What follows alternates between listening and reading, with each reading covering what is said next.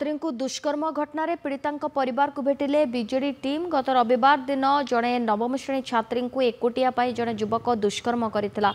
छात्री जनक एवं भद्रक मेडिकल चिकित्सित होती। आज सिमुलिया बीजेडी नेता शशि कुमार साहू, युव नेता गदाधर जेना, वरिष्ठ बीजेडी नेता गौरांग चंद्र पाढ़ी समेत बीजेडी टीम प्रथमे भद्रक मेडिकल को जाइतिले।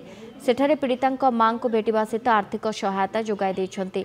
किभଳି उत्तम चिकित्सा मिल पारिबो से संपर्क में डाक्तर सहित आलोचना करिसेंति। तापरे घटना घटिबा स्थान को जाई अनुध्यान करने सहित पीड़िता घर को जाई परिवार सह आलोचना करथिले। एथिसहित ओडिशा रे बारंबार एभଳି घटना सामना को आसुछि। सरकार आईन व्यवस्था भूसुड़ी पड़ी बोली कहिछि बीजेडी टीम। घृण्य जघन्य अपराध एभଳି दुष्कर्म हवा उचित गोटे 14-15 वर्ष झील छोट झील मोर भी अच्छा आखिर लुहा आसी जाऊँगी अंतरात्मा सहित कहूँ एटी कौन राजनीतिक रुटी आम शेखा आसीना। तेणु ये आम तो क्या दोष देवु ना। बर्तमान तो जो भाया ओडिशा रे चली प्रत्येक दिन आप देखुं बालेश्वर पंचम षष्ठ केस होगा।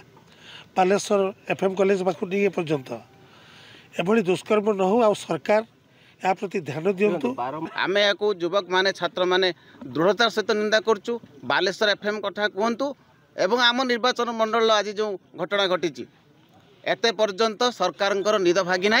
निर्वाचन मंडल 2टी ब्लॉक कर्मकर्ता एवं आमर जे विधायक प्रार्थी थे सुभाषिनी साहू तांकर धर्मपत्नी जे शशि कुमार साहू तांकर नेतृत्व में समस्त कर्मकर्ता मैंने आज भद्रक डाक्तखाना जाई पीड़िता परिवार को भेटिलु, तांका माँ को भेटिलु। जेते पर्यंत से युवक को गोटे कठोर कार्यानुष्ठान दृढ़ आईनगत पदक्षेप न नि जाए ये अंचलवासी आत्मसंतोष लाभ करेंगे ना। आज जो प्रकार कुकर्म होती आज 4-5 दिन हो गला।